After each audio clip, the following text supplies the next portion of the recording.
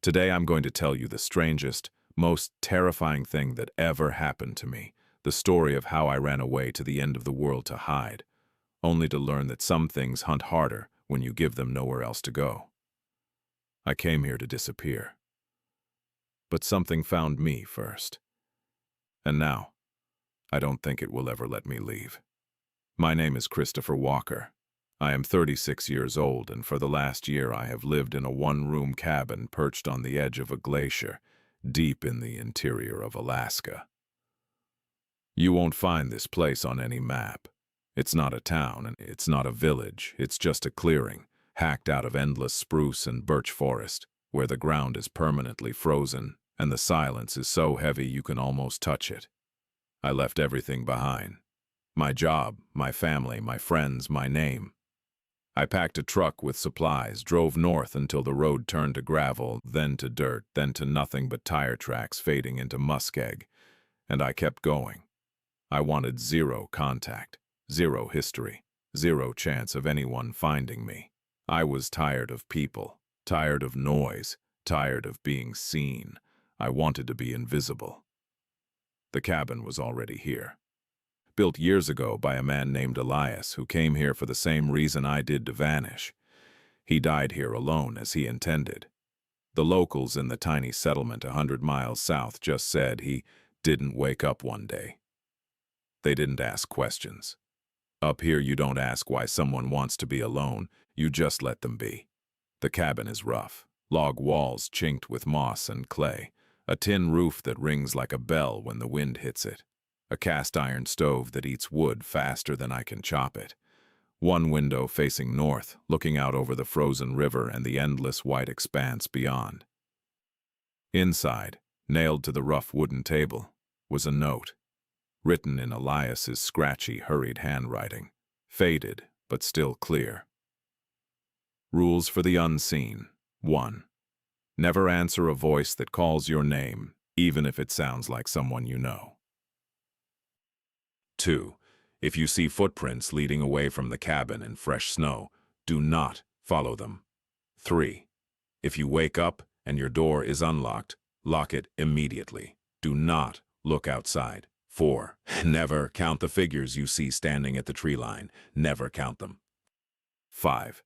If you find your own footprints circling the cabin, leave. Run. Do not stop. I read it once. Twice I laughed. Just like every other runaway who comes here, I thought the old man had gone mad from the quiet. Isolation does that. The mind starts filling in the empty spaces with things that aren't there. I folded the paper and put it in my pocket. I didn't throw it away. Old habits die hard. For the first 4 months it was perfect. Exactly what I needed. The days were short. The nights were long. The cold was sharp enough to crack stone. I spent my time chopping wood, melting snow for water, checking my traps, reading the few books I brought. I walked for miles every day, trekking into the forest, climbing the low hills, following the frozen river. I learned the land. I learned the silence. And I learned that I was truly completely alone. No planes flew over, no cars passed, no voices carried on the wind. Just me, the trees, the ice, and the sky. I felt lighter, smaller, less real, exactly what I wanted. I was becoming a ghost in my own life. Then the winter deepened. The sun dipped below the horizon and didn't come back. We entered the polar night. Weeks of total darkness broken only by the moon, the stars, and the dancing green curtains of the aurora borealis that swept across the sky like living smoke. That's when things changed. It started small. So small I almost didn't notice. I woke up one morning, or what I thought was morning. Time gets weird when it's dark, 24 hours a day, and went outside to get wood. Fresh snow had fallen overnight. Light, dry powder, covering everything like a clean white sheet. No tracks, no marks, just pure, untouched white, as far as the eye could see. Except there was a single set of footprints leading away from my door. They started right at the bottom of the steps, walked straight out into the clearing, headed toward the tree line. and vanished. They were my boots. I recognized the tread pattern, the heavy, deep lugs I'd worn into the sole myself. I stood there, holding the axe, breath fogging in the freezing air. I never left the cabin last night. I went to bed at 8, locked the door, barred it. I hadn't stepped outside since late afternoon the day before. I remembered Elias's note. If you see footprints leading away from the cabin in fresh snow, do not follow them. I didn't follow. I stood there and stared. My heart hammered slow and heavy in my chest. I walked over to the tracks. I knelt down. They looked real. Deep impressions. My size, my shape, but they were too perfect, too evenly spaced, too straight. No scuff marks, no shift in weight. Just a steady, rhythmic line walking away.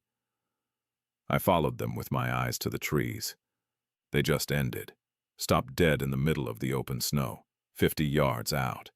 No return trail, no sign of anything turning back. Just gone.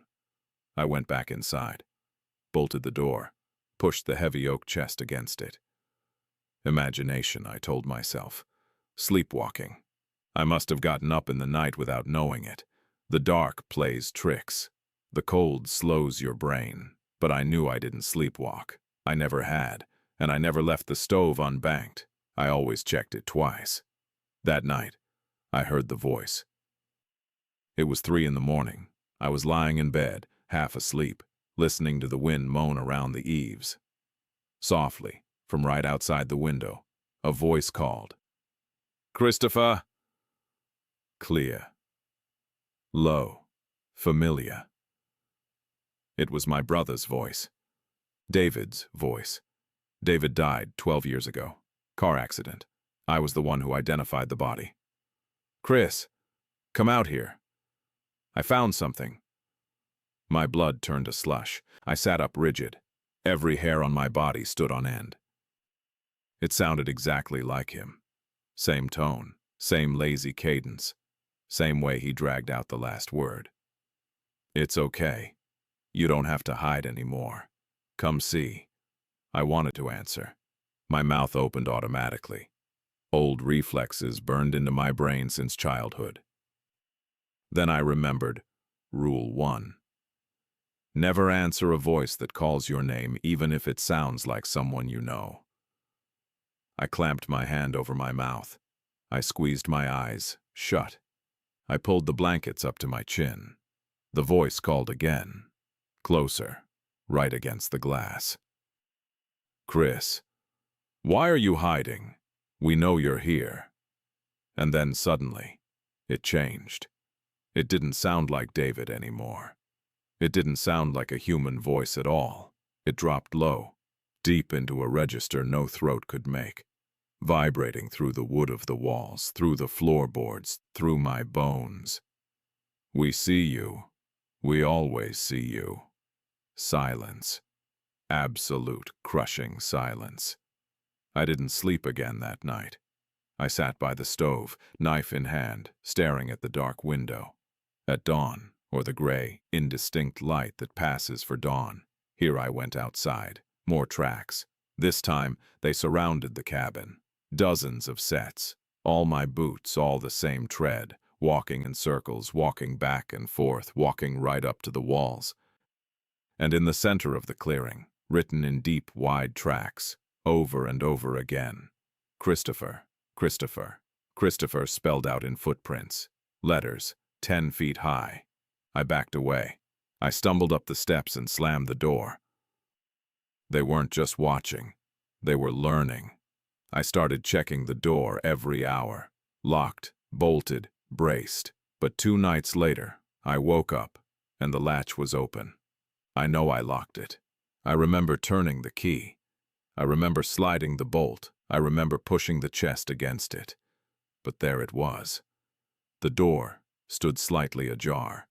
Cold wind blowing in, carrying that sharp, clean scent of snow and something else, something stale, something old, something that smells like a closed room. Rule 3. If you wake up and your door is unlocked. Lock it immediately. Do not look outside. I lunged forward, slammed it shut, turned the key, threw the bolt, leaned my weight against the wood. I didn't look out. I didn't dare, but I felt them. I felt the pressure of hundreds of things standing right there, just on the other side of the plank, waiting for me to open it wider, waiting for me to step through. I found Elias's journal under the floorboards that afternoon, hidden in a crack between the logs, water-stained, pages stuck together. I pried it open, read by lantern light. October, first month, peaceful, quiet, just what I wanted. I thought I was smart. I thought I could outrun everything. November, started seeing shapes at the edge of the trees. Tall, dark, still. I thought they were trees, or shadows, or ice formations. December, they called my name, my mother's voice. She's been dead 20 years. I almost went out, almost answered. Something stopped me. Fear, maybe, or instinct. January. They started using my tracks, walking in my boots, writing my name in the snow. They aren't copying me. They are replacing me. They are learning how to be me. February. Rule 4 is the most important. Never count them. I counted once. I saw 10 figures standing in the tree line. When I looked again, there were 11, then 12. Every time you count, you add 1. Every time you acknowledge them, you give them substance. Every time you look, you make them real. March. I found my own footprints circling the cabin, hundreds of loops. Tight, small, like something pacing, trapped. I remembered Rule 5. If you find your own footprints circling the cabin, leave. But I can't leave. They took my boots, they took my sled, they took my maps, they took my shape. Now I am just one of them, standing at the edge, waiting for the next one who comes to disappear. I dropped the book. It hit the floor with a heavy thud. I understood now. I didn't come here to be alone. I came here to be found. This place isn't a hiding spot. It's a net. Up here, where there is nothing but ice and silence and endless dark. You are the only thing that exists. You are the only shape, the only heat, the only story. And something lives here that feeds on that, something that feeds on identity. They don't eat your body. They don't hurt you. They don't kill you. They become you. They watch you. They study you. They copy your tracks. They copy your voice. They copy your habits. They learn every detail of who you are. And when they know enough, and when they have mapped you completely, they step into your place. You become the shadow. You become the watcher. You become the one standing at the tree line, waiting for the next arrival. And they become Christopher Walker, alive, breathing, human, walking the earth, living your life, while you vanish into the dark. That's why I came here, to disappear, and that's exactly what they wanted. Someone who wants to be gone, someone who won't fight it, someone who will give up their identity willingly. I walked to the window, looked out. Far off, between the black spruce trunks, I saw them. Figures, tall, still, darker than the shadows around them. I counted them. Instinct took over. 1, 2, 3, 4. I stopped. Rule 4 screamed in my head. I looked away, but I knew that when I looked back, there would be more. They were multiplying, using my attention as fuel, using my memory as food. I thought about the voice. David's voice. They didn't just copy my voice. They copied the people I loved, the people I remembered, the people I missed. They went into my head. They pulled out everything I had ever known, ever felt, ever feared, and they used it against me. I realized the rules weren't warnings. They were instructions on how to starve them. 1. Don't answer. Deny them connection. Deny them dialogue. Deny them the chance to learn your responses. 2. Don't follow. Deny them movement. Deny them the chance to lead you where they want you. 3. Don't look. Deny them attention. Attention is currency here. Attention is food. 4. Don't count. Deny them growth. Every number you give them is a new body they can wear. 5. Don't circle. Deny them territory. If you circle, you define the space as yours, and they will take it. Elias didn't die of natural causes. He didn't die of cold or hunger. He died because he let them know him too well. He let them in. He gave them too much of himself. And now, they were doing the same to me. That night, I made a decision. I came here to disappear, but I'll be damned if I let them take me while I do it. I packed my things. Light. Just food, water, a knife, a flashlight, no maps, no compass. They know those. They know how I read them. I put on my boots, the real ones, the ones on my feet. I walked to the door. I didn't lock it. I didn't bolt it. I opened it wide. The cold hit me like a physical blow. -40 degrees, wind howling, snow whipping sideways. They were there, hundreds of them, standing in the clearing, standing on the porch, standing right up against the walls. All of them looked like me. Same height, same build, same coat, same hat, same face, blank, featureless. But mine. They turned as one. Hundreds of identical heads turning toward me. I didn't speak. I didn't shout. I didn't run. I stepped out onto the snow. I looked at the tracks they had made. My name written over and over. My footprints circling the house. I lifted my foot, and I stepped right into the center of the biggest loop. I walked the circle. I walked it backwards. I walked it counterclockwise. I walked it breaking every single print they had made, scuffing them out, smearing the snow, erasing the writing, erasing the pattern. They didn't move. They didn't stop me. They just watched. I could feel their confusion. I was breaking the script. I was doing something they hadn't learned, something that wasn't me. I reached the edge of the tree line. I turned back. I looked at the cabin. It looked small, insignificant, just a box of wood and nails. I looked at the figures, still standing there, waiting for me to go back in, waiting for me to be the Christopher they knew. I smiled. "You want Christopher Walker?" I yelled into the wind. My voice cracked, loud and raw. "You can have him. He's right here." I pointed at the cabin, at the empty doorway, at the footprints in the snow. "Take the name. Take the house. Take the life. I don't want it anymore." I turned around, and I walked into the trees. Not following any trail, not following any path, not following any rule. I walked straight into the deep, dark, unbroken forest, where there are no shapes, where there are no tracks, where there is nothing to copy, where there is nothing to find. I walked until the cabin was gone from sight, until the light from the window was just a faint, distant glow, until the silence swallowed everything. And somewhere behind me I heard them move.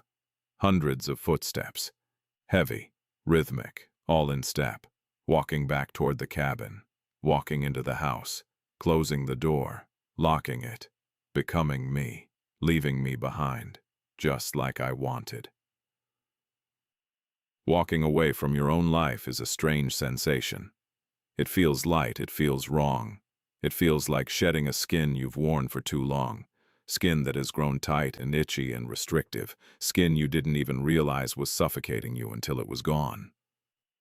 I moved fast. I didn't look back. I didn't stop. I pushed through deep snow that reached my knees, over fallen logs covered in thick, slippery moss, through tangles of brush that tore at my coat and hands and left thin, stinging scratches across my face. I didn't care. Pain was good. Pain was real. Pain was proof I was still here, even if I wasn't him anymore, even if I wasn't the man who arrived here 6 months ago with a truck full of supplies and a head full of ghosts. The forest swallowed me instantly. Tall spruce trees packed tight, their branches heavy with snow, bowing down to meet each other. blocking out almost all light. The darkness here wasn't just absence of light. It was a physical thing. Thick, heavy, pressing in from all sides, smelling of pine resin, frozen earth, and ancient, undisturbed silence. It felt like being inside a closed box, or inside a mind that had forgotten how to think. But I wasn't afraid. Not really. Fear requires a sense of self, a sense of vulnerability, a sense that you have something to lose. And I had just given everything away. I had handed over my name, my history, my shape, my very identity to the things waiting in the cabin. I had nothing left to lose. I was just movement, just heat, just breath, just a warm, moving spot in a world of ice and stillness. I walked for hours, or maybe days. Time doesn't work here. There is no sun to mark the hours. There is no clock to watch. There is only the endless now, stretching out forever, elastic and strange. You walk until you are tired. You rest until you are cold. You move until you are numb. That is the only measure of time that matters.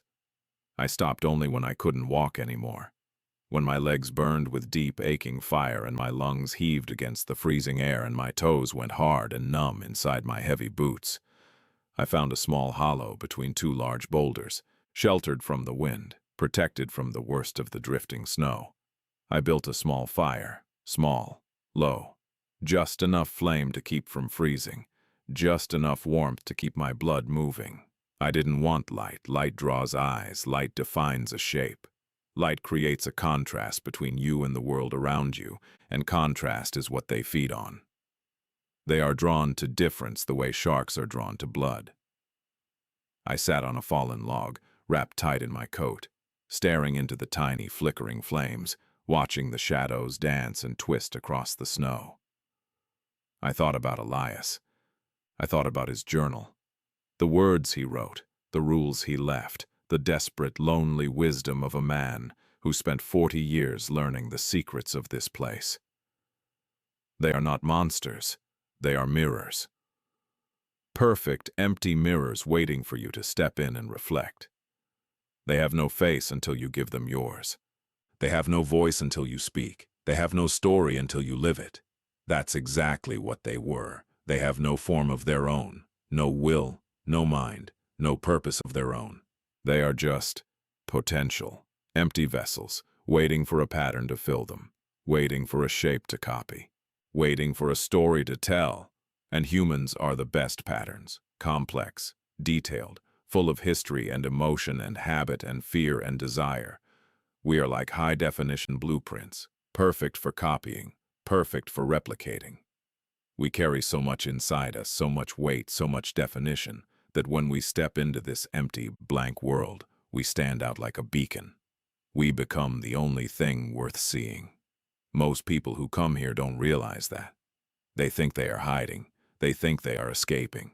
They think that by going where no one else goes, they will become invisible. But by isolating themselves, by removing every other influence, every other person, every other thing that could share the space, they make themselves the only pattern available. They make themselves the entire dictionary, the whole library, the only story in the book. They turn themselves into the only thing worth copying. I did exactly that. I came here to be the only thing. I came here to be unseen, and I succeeded. I became so visible, so distinct, so present, that the very fabric of this place began to duplicate me. But I broke the cycle at the last second. I handed them the copy and walked away with the original. I gave them the idea of Christopher Walker, the image of him, the shape of him, and I walked away with the soul, the essence, the thing that makes me me. Or at least, I thought I did. I heard the first sound then. Soft, crunching snow. Slow, steady, rhythmic footsteps. Too even, too perfect. I froze, hand hovering over the fire, ready to add another twig, breath caught in my throat. I listened. Crunch, crunch, crunch. Coming from the direction I had come from the direction of the cabin, from the place I thought I had left behind forever. Not one set, not two, hundreds, thousands, A whole army walking in perfect unison. Every step landing at the exact same moment. Every foot lifting at the exact same height. Every stride exactly the same length. They were coming. I thought I had escaped. I thought giving them the identity would satisfy them. I thought they wanted the name, the house, the life. But I forgot one fundamental thing about mirrors. Mirrors don't just reflect, they need something to reflect. A mirror held up to empty space shows nothing. It is just glass and silver and nothingness. It only has meaning, only has function, only has existence when there is something standing in front of it.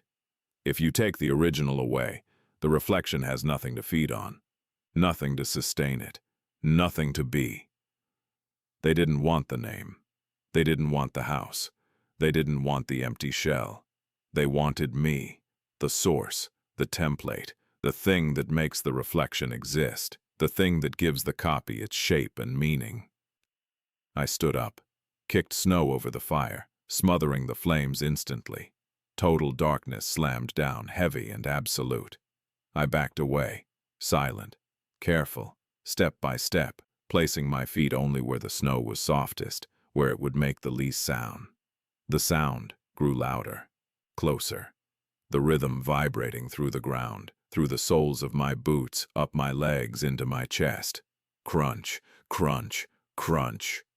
I saw them emerge from the trees, a line of figures, stretching as far as I could see, both ways, endless, unbroken. Tall, dark, identical, all wearing my coat, all wearing my boots, all walking with my stride, all holding their heads exactly the same way. Christopher Walkers, endless duplicates, an army of mess. They walked past where I had been sitting. They didn't stop. They didn't look around. They didn't sniff the air. They just kept going. Straight line. Perfect formation. They were tracking me. Not by sight. Not by sound. Not by scent. Not by any normal sense. They were tracking me by difference. I was the only thing in this whole land that wasn't them. I was the only deviation from the pattern. I was the only error in the copy. I was the only thing that didn't match. And they were programmed to fix errors, to smooth out differences, to make everything match, to make everything one. I turned and ran. Not because I was scared, not exactly, but because I knew if they caught me, they wouldn't hurt me. They wouldn't kill me. They wouldn't even touch me. They would just merge. They would fold me into the mass. They would absorb me. They would erase the difference. I would become just one more identical figure in the endless line. Just one more reflection in the endless hall of mirrors. I ran blind, tripping over roots, sliding on ice, falling into deep drifts that swallowed me whole, struggling out, gasping, cold burning my lungs, getting up and running again. I had to change. I had to make myself unrecognizable even to them. I had to break the pattern I had set. I ripped off my coat, threw it into the trees. Too recognizable. Too much me. Too much shape. I tore off my hat, my gloves, anything that had a shape, a style, a memory attached to it. Anything that said Christopher Walker. I ran until my lungs burned raw and my legs shook uncontrollably, and I thought my heart would burst out of my chest. And then I stopped. I stood perfectly still, in the middle of a wide open clearing. No trees, no cover. Just snow and ice and sky. Just endless white. I waited. The line of duplicates appeared at the edge of the trees. They stopped, as one. Perfect synchronization. They stood there, hundreds, thousands of them, staring at me. I looked at them. They looked at me. For the first time, I saw their faces clearly, illuminated by the faint, ghostly green glow of the aurora beginning to dance above. They weren't blank. They were mine, exactly mine. Every line, every scar, every expression, every tiny detail. The way my left eyebrow lifts slightly when I am confused. The way my mouth turns down at the corners when I am tired. The scar above my eye from a childhood accident. But empty, hollow, like a mask with nothing behind it, like a shell. like a statue carved perfectly, but with no life inside. I raised my hand, waved it slowly. Every single one of them raised their hand. Exactly the same motion, exactly the same speed, exactly the same angle. I tilted my head. They tilted theirs. I took a step forward. They took a step forward. I realized then that I wasn't fighting them. I was fighting myself. Everything they did, everything they were, everything they knew came from me, from my memories, from my habits, from my fears, from my desires. If I was angry, they were angry. If I was scared, they were scared. If I wanted to run, they chased. If I wanted to hide, they surrounded. They were a perfect feedback loop, a hall of mirrors stretching forever, a snake eating its own tail. I had to break the loop. I had to do something that I wouldn't do, something that wasn't part of my programming, something that broke the pattern entirely. I remembered Elias's rules again, and I realized they weren't just warnings. They were a description of how the system works, a user manual for the soul. Rule 5 said, if you find your own footprints circling the cabin, leave. Circling is the pattern. Circling is the loop. Circling is what keeps you trapped. Going over the same ground, thinking the same thoughts, feeling the same feelings, never moving forward, never changing. I had been walking in circles my whole life, running from things, hiding from things, trying to disappear. That's a circle. I came here to disappear. That's a circle. They copied that desire. They copied that action. They copied the circle. And they turned it into a cage. I stopped moving. I stood straight. I looked at the endless line of mess stretching out into the dark. I spoke, loud and clear, voice ringing out across the empty snow, carrying far in the cold, thin air. I am not hiding anymore. They didn't move. They didn't speak. They just watched, waiting for the next input, the next command, the next thing to copy. I am not running. I am not vanishing. I am here. I am real. And I am not you. I turned, and I walked toward them. Straight at the line, straight at the mass of identical faces. My heart hammered against my ribs. Every instinct screamed to turn back, to run, to hide, to protect myself. I kept going, step by step, slow, steady, unstoppable. I walked right up to the first figure. He looked exactly like me. Same eyes, same nose, same mouth, same scar above the eyebrow, same expression of confusion and fear. I reached out. I grabbed his coat, the same coat I had thrown away hours ago, the one I thought I had left behind. He didn't resist. He didn't fight. He just stood there, empty, waiting for input, waiting to be told what to do. You are not me, I said. You are just a copy. A shadow, a mistake, a part of me I threw away. I pushed him. He fell over, into the snow, dissolving instantly into loose and drifting powder, just snow and shadow and cold air. Nothing left. I walked to the next one, pushed him. Same thing. Gone. And the next. And the next. I walked down the line, pushing them over, erasing them, one by one. Hundreds of them. Thousands of them. They weren't solid. They weren't real. They were just constructs, made of my own fear and my own desire to be unseen. Made of the things I hated about myself, the things I tried to leave behind, the things I tried to hide. As I pushed them, I felt something inside me shift, lighten, expand, fill up. Every time I destroyed a copy, I took back a piece of myself. I took back a memory. I took back a feeling. I took back a strength I didn't know I had. I realized I didn't need to disappear. I didn't need to be invisible. I didn't need to hide. The only thing trapping me was the belief that I needed to be trapped. The only thing chasing me was the part of me that was running. The only thing haunting me was the part of me that was afraid. I reached the end of the line. Hundreds of duplicates gone. Dissolved into the white, blown away by the wind.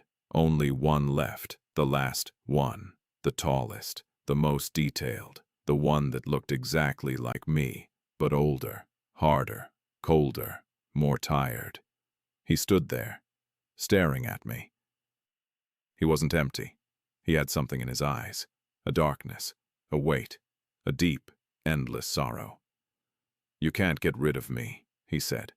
His voice was mine, but deeper, meaner, more tired. "I am the part of you that wants to be gone. I am the part that hates being seen.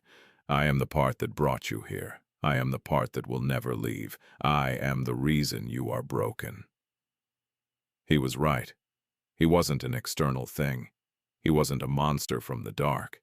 He wasn't a ghost or a spirit or a curse. He was the shadow self. The part of me I had been running from my whole life. The part I tried to bury in the woods. The part I tried to make disappear. The part I was ashamed of, and by trying to get rid of it, I had given it power. I had given it form. I had made it solid. I had made it real. "You're right," I said. My voice was soft now, calm, accepting. "You are part of me, but you are not the whole of me. You are just one piece, one shadow, one memory." I stepped closer, until we were face to face, nose to nose, breathing the same cold air. "You are the part that wants to hide, but I am the part that wants to live." I reached out. I didn't push him. I didn't destroy him. I didn't run away. I grabbed him, and I pulled him in. I hugged him. I pulled him tight against my chest. I absorbed him. I welcomed him. He struggled. He fought. He hissed. "No, let me go. I want to disappear. I want to be gone." "I know," I whispered into his ear. "And I know why. And it's okay, but we don't need to disappear anymore. We just need to be. We just need to exist. We just need to be whole." I felt him dissolve, not into snow, but into me. His coldness entered my bones. His silence entered my mind. His desire to be unseen became a quiet strength, not a prison. His fear became caution. His sadness became wisdom. His brokenness became complexity. Everything I had been running from, everything I had been afraid of, everything I had tried to leave behind, I took it back. I made it mine. I stood alone in the clearing. No duplicates, no lines, no shapes, no army. Just me. The wind died down. The snow stopped falling. The silence became absolute, but now it was a peaceful silence, not a heavy one. Above me, the aurora borealis started to dance in full force, green and purple and blue waves sweeping across the sky, painting the dark with light, flowing like water, like fire, like living magic. I looked around. The forest didn't look empty anymore. It didn't look hostile. It didn't look like a trap. It looked beautiful, wild, alive, full of secrets and wisdom and peace. I realized what Elias had meant in his final entry. I thought I came here to vanish. I came here to find out who I really was. The things I thought were hunting me were just pieces of myself I had left lying around, pieces I had thrown away, pieces I had disowned, pieces I had forgotten. They didn't find me because I was hiding. They found me because I was whole, because I was the only thing complete enough to be seen, because I was the only thing worth knowing. I turned back toward the cabin. I wasn't running away anymore. I wasn't hiding. I was going back, not to hide, not to disappear, to take it back, to take back the name, to take back the house, to take back the life, to take back the story. I walked through the trees. The path was easy now, clear, open, guided by a sense I didn't know I had. I saw the cabin ahead, light glowing from the window, warm and golden and welcoming. I saw figures standing on the porch, inside the yard, around the walls, hundreds of them. All me, all identical, all waiting. They saw me coming. They turned. They waited. I walked right up to the gate. I looked at them. "You want to be me?" I called out. My voice rang clear and strong and true. Fine, but you have to take all of it. The good and the bad, the light and the dark, the running and the staying, the hiding and the showing, the broken and the whole. You have to take everything. I stepped forward, and one by one they bowed their heads. They weren't enemies. They were fragments, memories, possibilities, versions of me that could have been but weren't. They dissolved as I walked past, melting into the snow, merging into my shadow, becoming part of the whole, becoming part of me. I walked up the steps. I opened the door. Inside, the cabin was exactly as I left it. The fire burned low and warm. The lantern glowed soft and yellow. Elias's note lay on the table, exactly where I had left it. I picked it up. I read the rules one more time. But now I understood them differently. Not as warnings, but as lessons, as steps on a journey. 1. Never answer a voice that calls your name, because it's just you, asking yourself to come out and play. 2. If you see footprints leading away, do not follow, because you already know where you're going. You are the destination. 3. If you wake up and your door is unlocked, lock it, because you are the only one who holds the key to your own self. 4. Never count the figures at the tree line, because you are all of them, and they are all you. You are legion. 5. If you find your own footprints circling, leave. Leave the circle. Walk the line. Be straight. Be true. Be free. I took a pen from my pocket. Underneath Elias's rules, I wrote my own. The lessons I had learned, the truth I had found. New rules for the scene. 1. Answer every voice. It is yours. 2. Follow every track. They lead back to you. 3. Leave the door open. Let yourself in. 4. Count every figure. You are everything. 5. Circle as much as you want. You are home. I put the paper back on the table. I walked to the window. I looked out at the endless white wilderness, stretching out forever. I came here to disappear. But something found me first. And that something was me. If you were to travel up that old dirt road today, past the last settlement, past the end of the pavement, past the point where even the locals stopped driving, past every marker, every sign, every trace of the world of men, you would find the cabin. It's still there, standing strong, solid, warm light glowing from the window, visible for miles across the snow, a beacon in the endless dark. It doesn't look abandoned anymore. It doesn't look like a place to hide. It doesn't look like a place of fear or silence or isolation. It looks like a home. It looks like a heart. It looks like a place where something important lives. The wood has weathered to a soft silver gray, but it is thick and solid and well kept. The roof is tight. The chimney smokes gently, sending a thin gray plume straight up into the freezing air. The clearing around it is wide and open, swept clean of snow, marked with straight, clear footprints, leading in every direction. And if you were to walk up to the door, if you were to knock, if you were to call out, I would answer, I am Christopher Walker, and I am still here. I never left. I never went back to the city. I never went back to the noise, the traffic, the crowds, the endless demands and expectations of the world I was born into. But I didn't stay here to hide. I stayed here because this is where I learned who I am. This is where I stopped running.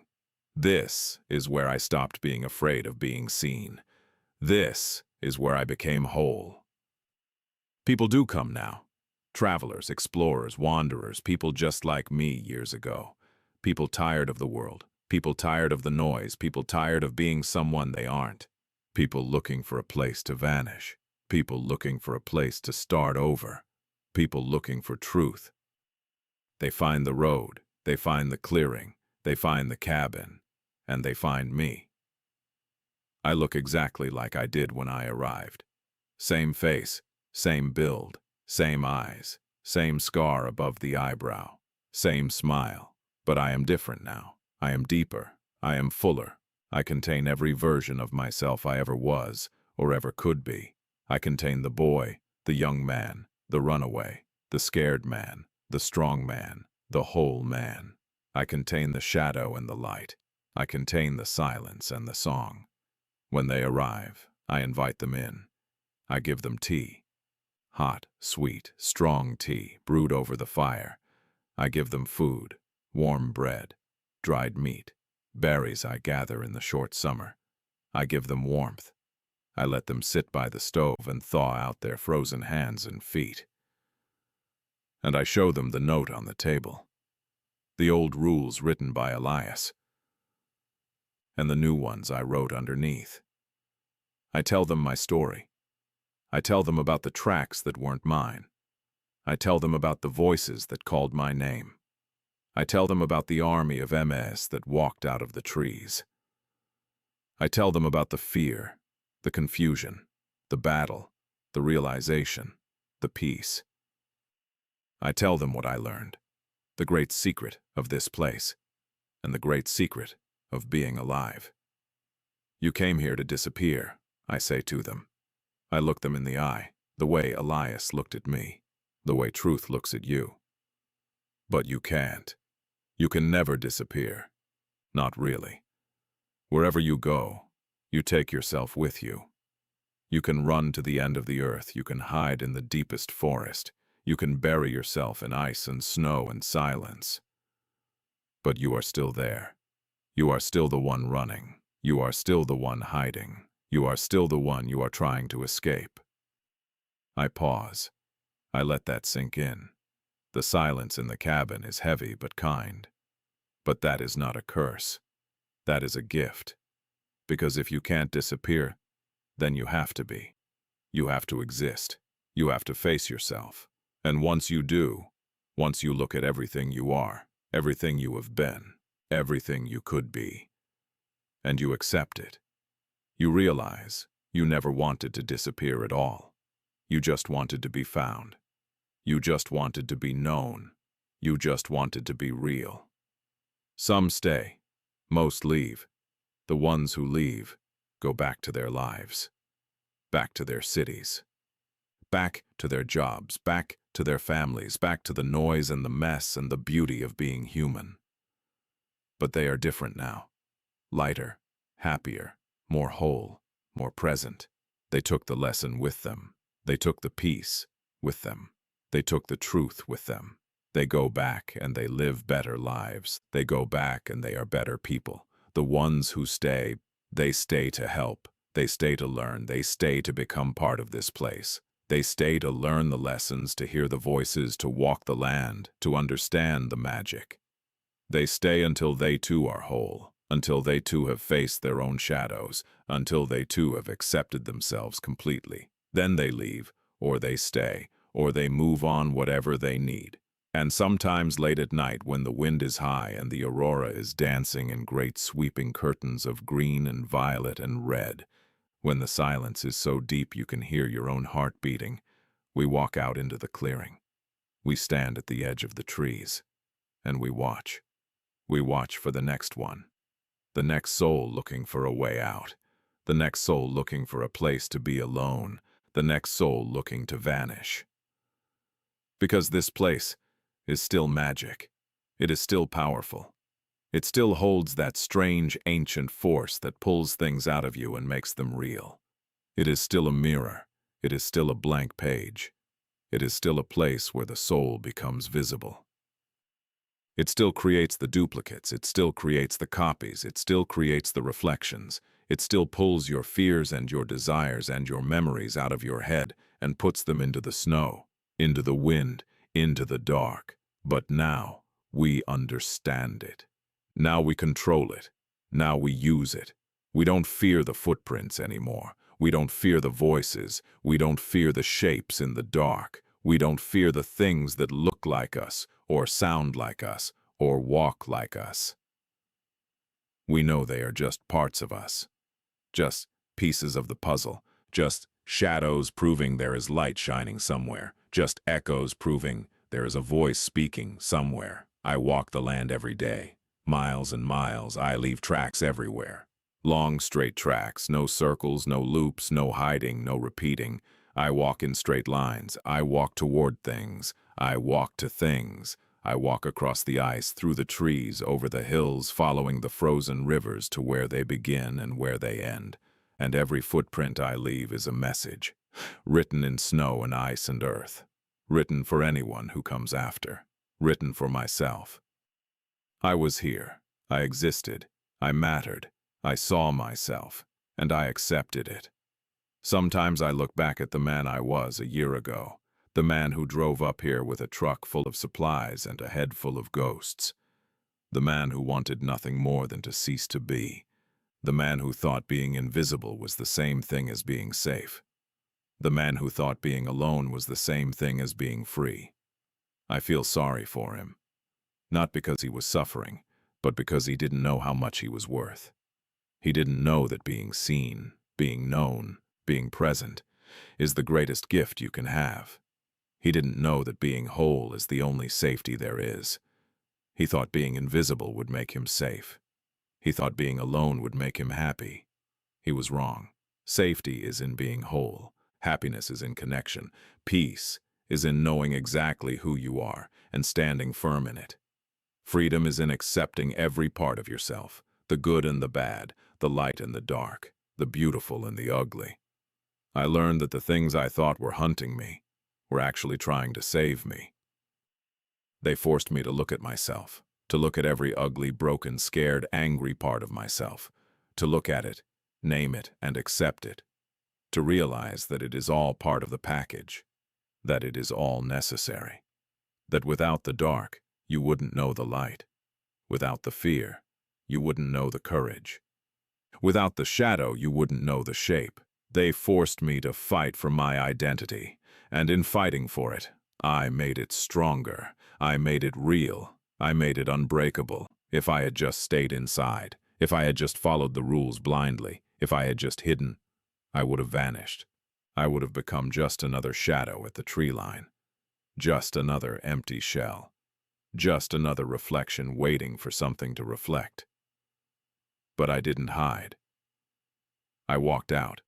I faced them. I faced myself. I walked straight into the heart of the mystery, and I won. Or maybe I didn't win. Maybe I just stopped fighting, and in stopping the fight, I found the peace. In stopping the running, I found the destination. The silence here is still heavy. It is still deep. It is still absolute. It is still the quietest place on earth. But now, instead of feeling like a weight pressing down on me, it feels like a blanket wrapping around me. Safe, warm, protective, loving. Now when I stand outside at night, under the endless stars and the moving lights under the vast, cold, beautiful sky, I don't feel small. I don't feel lonely. I don't feel lost. I feel connected. I feel connected to Elias who came before me and learned the same lessons. I feel connected to the travelers who come after me. I feel connected to the land itself, which holds all stories, all identities, all possibilities, all truths. I feel connected to every version of myself that ever existed or ever will exist. I feel connected to every person who ever felt the need to run, to hide, to vanish. I feel connected to every soul that ever searched for peace. I came here to disappear. But something found me first. And thank God it did. Because if it hadn't, I never would have found myself. I never would have learned that the only thing scarier than being seen is never being seen at all. I never would have learned that the only thing worse than being known is being forgotten. I never would have learned that you don't have to vanish to be free. You just have to be. Be here. Be now. Be you. Be everything. That is the only magic there is. That is the only survival there is. That is the only story that matters. So if you are out there, if you are reading this, if you are feeling the same way I felt, if you are tired of the noise, tired of the people, tired of the expectations, tired of the world, if you are thinking about running away, thinking about vanishing, thinking about going somewhere where no one knows your name. Come. Come to Alaska. Come to the end of the road. Come to the cabin at the edge of the glacier. I will be here. I will have the fire lit. I will have the tea ready. I will have the note on the table. And I will tell you the truth, the hard truth, the beautiful truth. You can run. You can hide. You can drive to the farthest, coldest, darkest place on earth. You can bury yourself in snow and silence and ice, but you will never disappear, because wherever you go, you are there. And once you arrive, something will find you, and that something is exactly who you need to be.